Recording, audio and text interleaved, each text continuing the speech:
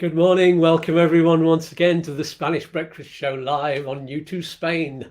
I'm Skatz, and in today's show I'll be talking once again to our residency expert live from Malaga, all about how to get residency in Spain if you're an Irish EU citizen, or in fact just about any EU citizen really. I'm only focusing on Ireland because there are a lot of people like me who recently become Irish citizens and want to know about how to go about moving to Spain, and I did a video during the week all about how to get Irish citizenship. So here we go. As usual on the program, you can ask your questions live right now in the chat box, or if you're not watching live, in the comments below. Either way, we'll get you the answers you need.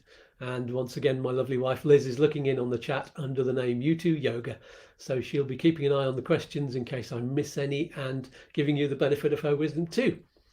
And just for any more of you who've been asking about the hoodie, the YouTooSpain hoodies and mugs and t-shirts and phone cases, the link to the merchandise page is in the video description below. So without further ado, we will meet our guest for the day. Once again, it's Chris from Upsticks. Good morning, Chris. How are you doing? Morning. How are we doing? I'm good. I'm feeling good. I'm counting the days to setting off to Spain. It's now less than 16 weeks. Really? Excellent. Yeah. I'm very excited. And so what's your land date? What's the land date now then you're going to be here? Let's see. So we set off on the ferry on the 8th, so it's the 9th or 10th when we land in Bilbao. So the 11th really when I land in the south. 11th, 16th, 4 weeks. 11th September is that, or is that October? October, yeah. 4 months. October. Just less than 4 months now. Yeah. Wow. So and I'm going to need to know what to do as an Irish citizen when I arrive. Did you see that segue there? Really smooth. I thought that was very smooth. Very smooth. Thank you. So let's see. First thing I need to know, well, for everybody else as well, are there any documents that I need preparing in advance or translating? Anything apostilling for the residency application? So we'll start with talking about the requirements first, because it depends on what your situation is to what documents you need to prepare. So for Europeans, which we know, you only have to attend one appointment here, and you get the small little green sort of card, which basically proves that you've declared your residency. So the first thing is obviously you have to do that within the first 90 days if you've been here. So you can be here 90 days. If you intend to stay longer, you have to register as a resident. And the two main requirements when you go to that appointment are that you have enough money to support yourself in Spain, which means, and we'll go into that a little bit more in a minute, which means that you have EPREM. I think we spoke about the EPREM, which is like a minimum wage system in Spain. That's the minimum amount you need to prove. Here in Andalusia, in Alicante, actually, I believe it's a little bit more. It's like EPREM times 1.5 up there. So that's what I've heard. I haven't actually done any EU residencies up there, but I've heard that it's a bit more. And then you have to have healthcare in place as well. So they're the two main requirements. Now, depending on your situation, depends on the paperwork that you need to prove those two things. Okay. Is there I know there's I made a list of about 10 things I think of that you need to do. So are these going to be in a different order for different people? But I'll give you the list anyway. Let's see if we can run through it in the correct order. So there's let's see, bank account, an address of residence, NIE number, certificate of registration, Padron, and buying a car, self-employment register. That's one particular one for me. Digital signature, and if you're not autonomo, then health insurance. That's the other one. So that's the 10 things. Is there a particular order for that? Yeah, again, it depends on your situation. So let's first of all, let's say that someone is coming over and they are living on savings, right? And they don't qualify as a pensioner, so they don't have access to the S1 form to cover their health care. Right. So we'll talk about this. I'm talking, let's call this like a private, non-pensioner, which you have quite a few early retirees, for example, who might have cashed in their chips at home, living off savings till they reach state pension age. Okay, in that sense, I mean, I think it's always a good idea to have a high street bank account here in Spain if you intend to live here. Right? It always seems, although there's a lot of online options at the moment, it's just my personal opinion is it's good, though you have to evidently do your due diligence on what bank you use. And I would say that with the banks, and we could probably do a whole program on this, a lot of it depends on your local branch and who runs it as well. So, you see a lot of people, Sabadell are brilliant, they're brilliant, but I say get friendly with your local branch, and then as long as you're comfortable with them, you'll find that the account will work. But you can use, if you've just arrived in Spain and you do have funds elsewhere and you haven't managed to open a bank account, you can use that proof that you've got funds elsewhere as part of your residency application. But if that proof is statements from an account in Ireland, for example, and they're in English, then you would have to have part of that translated. Okay. So that's something you would have to prepare beforehand, definitely. So you have to be prepared. If, for example, you have beneficiaries like children and a wife who is going to ride off the back of the money that you're using, if the proof that person is your beneficiary, i.e. marriage or birth certificate, was produced in the EU, then it doesn't have to carry a Hague apostille stamp. But if it's a UK document, then it does. Okay, because now with the UK being outside the EU law doesn't apply, so you'd have to get that done beforehand as well, and that would have to be translated as well. Relating back to the bank account, if you're not using social security, healthcare, i.e. you're not being self-employed, got a job in Spain or have an S1, then, and you're getting private healthcare, then it relates back to the bank account, because most private healthcare providers want to either charge you for a bank account or need you to have a bank account in Spain to be able to get that. And that healthcare, there's quite strict requirements. So you can't have any what we call here co-payment, which is excess on the policy. In Spanish, that's called cinco pagos. Once it's the famous cinco pagos phrase on a certificate that you normally get from your provider, which is what you use for residency applications. Cool. So, regarding self-employment, sorry, I think you mentioned NIE numbers, didn't you? Yes, yeah. Is that the first thing? Well, this is the thing. If you're coming under those circumstances where you're working off the back of savings, or maybe you're not going to be working in Spain, then there's no real reason, because you get assigned an NIE number at your residency appointment. So you'll get an NIE number on your card straight away. You don't have to have an NIE number before you go. But for someone who's maybe looking to be employed or go self-employed and use that for their residency application, you evidently need an NIE number first. Right. So at that point, you might find that you've got two appointments to attend. First, you attend an appointment to get your NIE number, and then you would do the self-employment registration, or you would get your employment contract, and then you would use that documentation for your residency appointment. Okay. So, good. So what comes next after that? Well, as I say, if you so you've got we spoke about how much you need, obviously, to be in the bank and your monetary requirements. If you, for example, are getting a pension from the UK, if you're working for a company abroad and coming to live in Spain, there's nothing stopping you using that, but the proof would have to be translated. So we recently did a lovely couple, actually we can touch on this as well, who he's Irish, he's got an Irish passport, and she's British, and they're married. And I know it's very close to your heart, so This is how it works. But he was actually working abroad, so he works remotely for a company in the UK, and his setup was quite complicated because the whole structure is in the UK. But essentially we had to extract part of his sort of tax return of what he earned last year. There was a massive document, but we found sort of an overview and we translated that, and then 6 months worth of payments into the account, plus we highlighted where it had gone in, and the police were more than happy with that as his proof. And then obviously his wife, who is British, we then had to first apply to immigration subdelegation of the government to get her approval. And we basically submitted exactly the same document, but then his residency alongside that, and proof that they live together with their marriage certificate, British one, apostille translated. She got her approval, back to the police station. She gets a TIE card. He got his green certificate.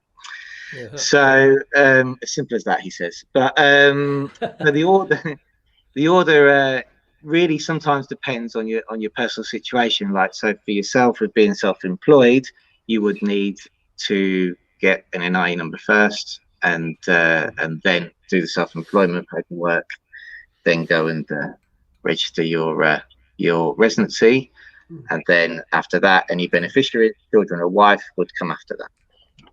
And it's possible to get your NIE number from the embassy abroad before you arrive, isn't it?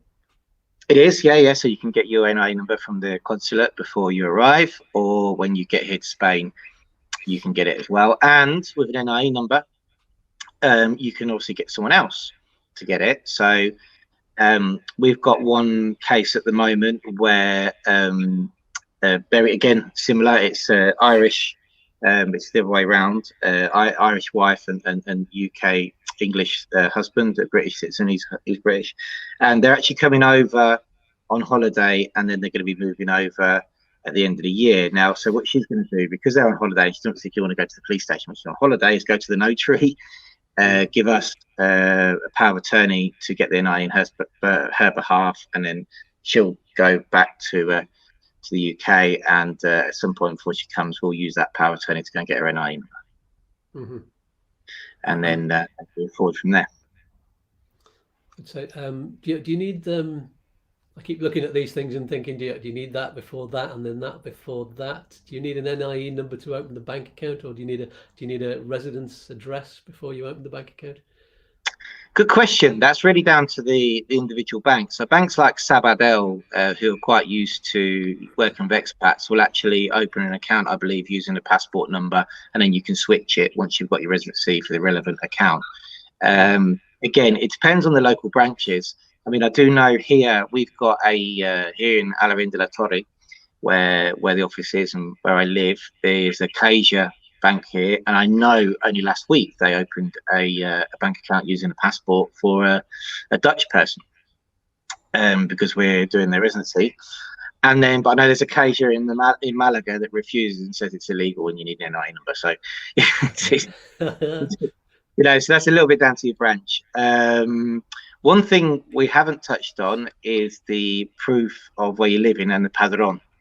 You know, we did a whole show on that. So I won't go too much into the requirements, because obviously everybody can have a look at the show we did.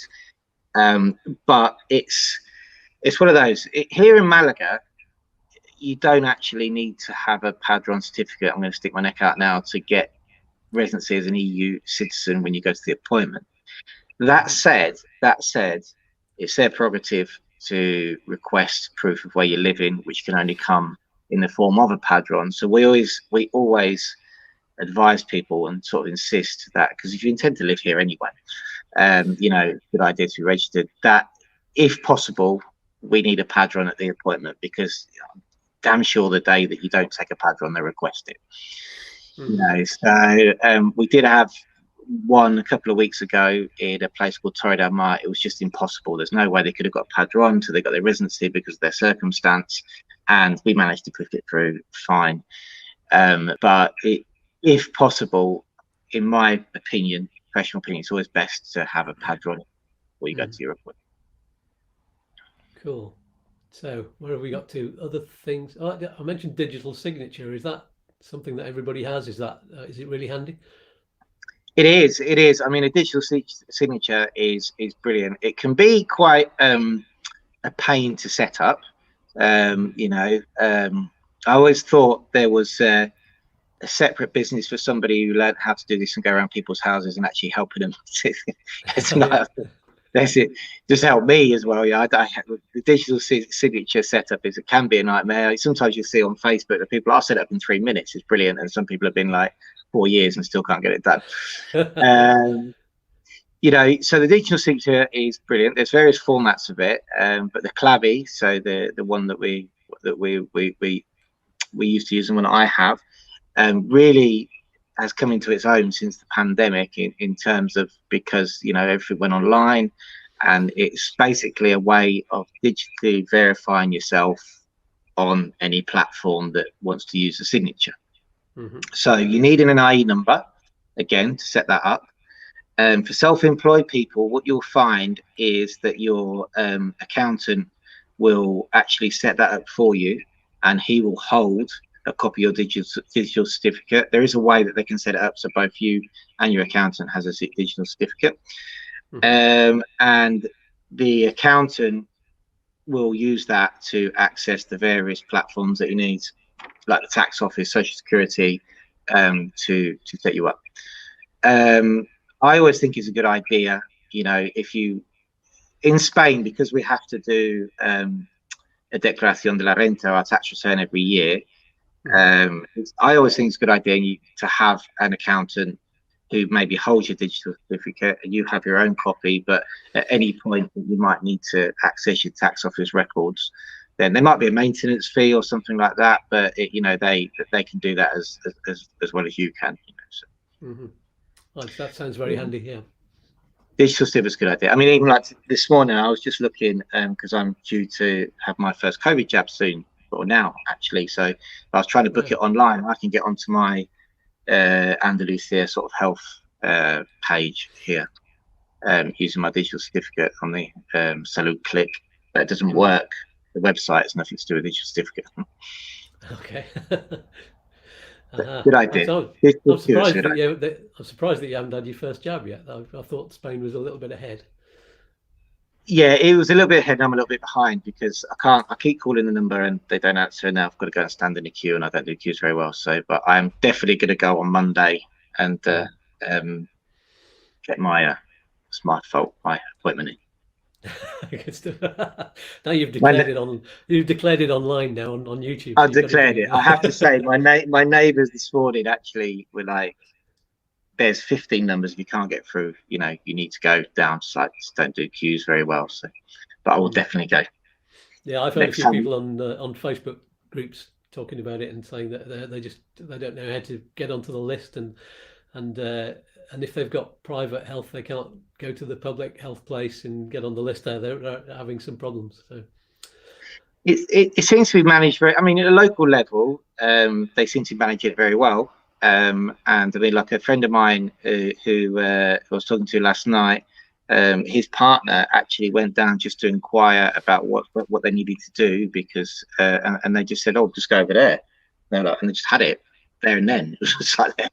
You know, and then I live in quite a big town, so the phone line's been quite busy, and I haven't managed to get through. So, but there is another option apparently. I've just been told this morning where I can literally call the Palacio Congresos, the Congress Palace, and literally just go down there. So, so yeah, they are running through it. We're doing very, very well. Good. We've gone off topic a little bit, but never mind. We'll get back onto it. Is there any part of that list that I've missed out? Buying a car? It's not going to be on everybody's list, but at what stage can I do that? Got to be on the Padron perhaps for that? Right, so buying a car, this is a good one, and we could probably do another video on this. So, but buying a car, you have to have an NIE number. Okay, that's true, whether that's in the form of a residency certificate or an NIE certificate, a residency card or an NIE certificate, and you have to have proof of address. So, and obviously money to buy a car, but the proof of address, which is valid at the DGT, which is the equivalent to the DVLA in the UK, and I don't know what the driving authorities are in Ireland. I'm sorry, what's the DVLA? It's very clear. The NDVA or something. It's just the same letters in a different order, I think. Right. So we have registered Irish cars, so I should know that. But the proof of address here, there's a big confusion about the Padron. It can only be a Padron, but it's not. You can use, for example, non-residents register vehicles here. People who've bought properties and the non-resident and want to buy a vehicle, leave it in their house. When they get here, they can use it. They would use their property deeds. for example, as proof, you might find that Traffico may want to see an up-to-date proof of that you're still the owner, which is in the form of a document called a notice simply, which you can order, and it has a date on it, and it's like a receipt from the land registry. It says you are still the owner of the property and anything that's related to that property. Yeah. You can use a rental contract to prove your address when buying a vehicle, as long as that rental contract is a long one, more than 11 months, and in date and current. And you can also use a Padron, which is what we spoke about in the program, but the Padron has to be dated within 90 days. So when buying a car, it's if you need a car while you're arranging the documentation for your residency, then it might be a good idea to get an NI number first. Or if you can wait till you get your residency, then you'll be awarded an NI number there, and then you can buy it then. Okay. And how long does that part take if I waited until I got to Spain, for example, to get the? You mean so when you come over, how long can it be before you get an NI number? Yeah, I'm just thinking about, if I wanted to buy a car very quickly, how long is it going to take is it going to be a few weeks before I could do that? No. I mean, as long as you know the dates, then you can book it. The good thing is here in Malaga, where we are, it's all dependent on the appointments. So there's some places where you just can't get appointments for love nor money. We're quite fluid here in Malaga, whereas if you say to me, Chris, I'm going to be there October the 15th, I'll say, okay, then I'll book an appointment for you, knowing that as close to the 15th as we can. So, and then basically we do that appointment, and 3 days later you'll have an NI certificate, you can register your car. Perfect. So it's all in the planning, which is, in your case, that'd probably be a good idea, because we know the date, and the very first thing you're going to be doing when you get here, because you need it for self-employment, a car, is getting your NI number. Whereas somebody who's not planning on buying a car, not planning on working, they not in so much of a rush, they wouldn't need to get an NI number first. Yeah, fair enough. So anything else we need to know about these different stages? We've gone through most of them, I think. I think I've gone through all of those 10 things.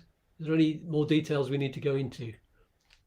I think it's just, everybody's order is going to be slightly different, but I mean, what you need to know is that everything has to be in place at your appointment. So you can't, if your healthcare has to be in place. So, if it's either healthcare, as I said, by S1 format, where you have to have an S1 form, which again, this affects the order you do things. So for pensioners who qualify for an S1, for example, they have to have that S1 sent to Spain.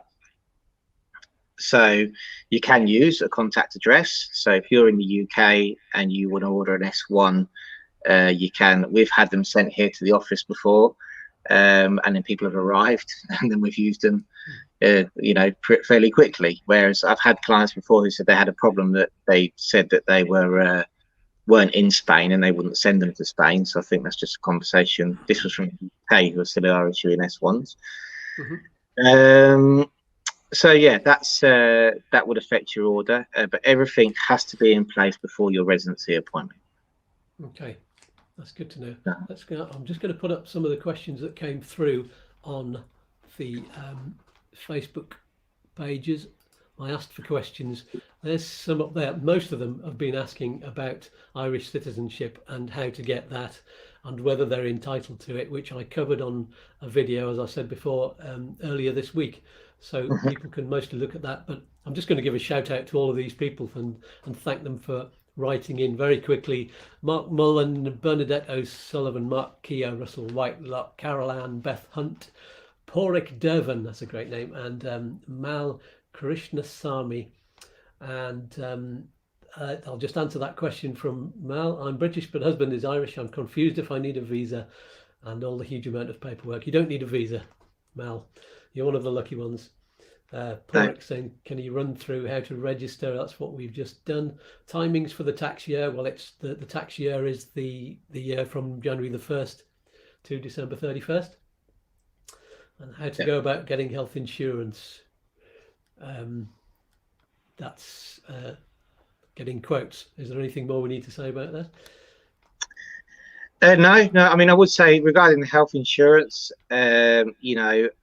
most companies now, we use a broker for our clients because they sort of use more than just one company, which means they can make sure the boot fits. But most companies now, a few years ago when we were doing residencies, it was a bit of a nightmare because the police were sort of requesting stuff that they didn't, which they couldn't get from a specific policy or whatever.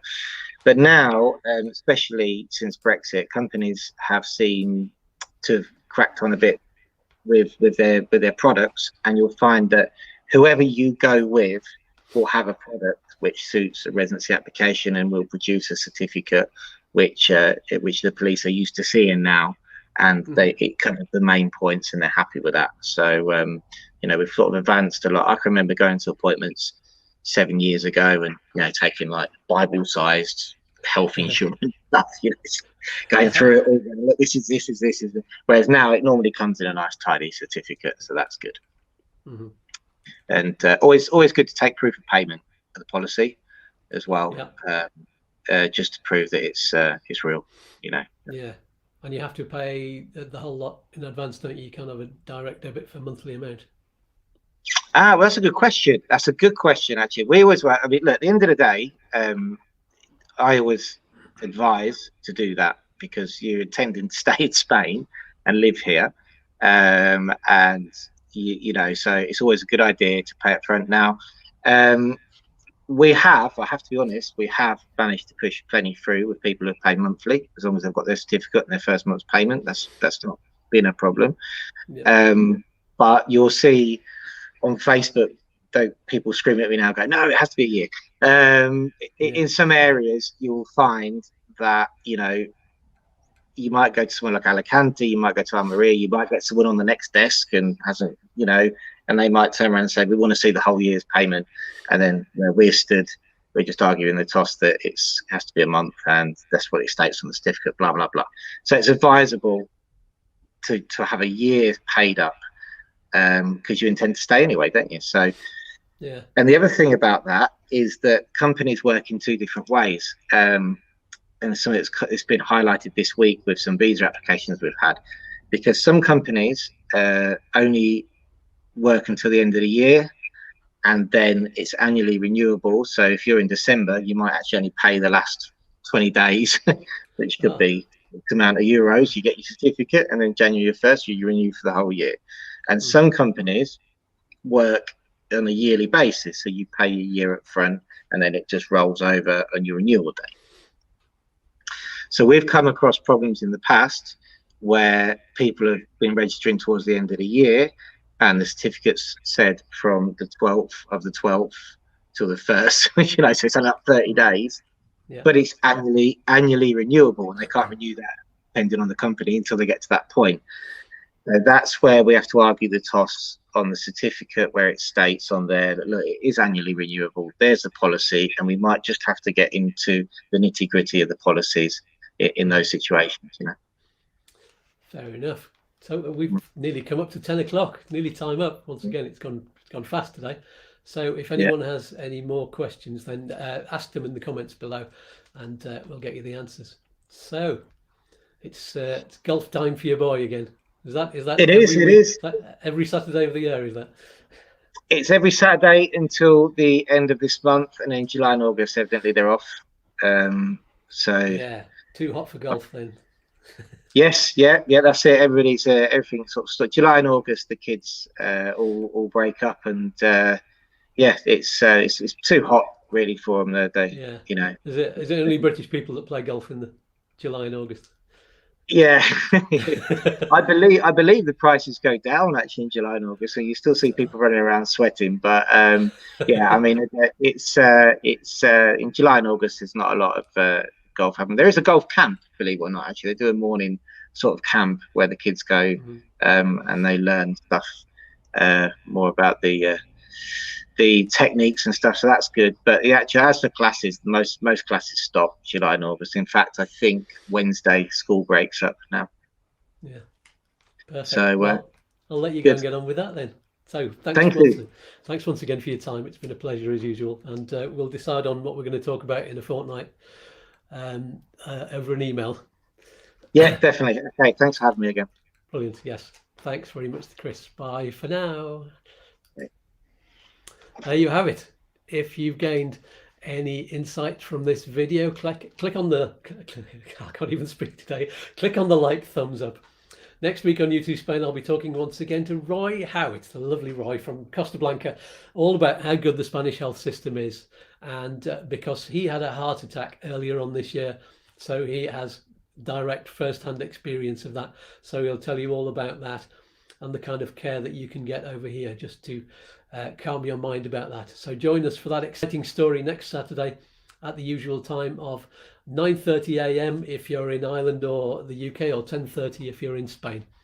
And don't forget to check out the Liz and Skatz channel. We broadcast live on Wednesday evenings about our journey to move to Spain, and also about health and weight loss.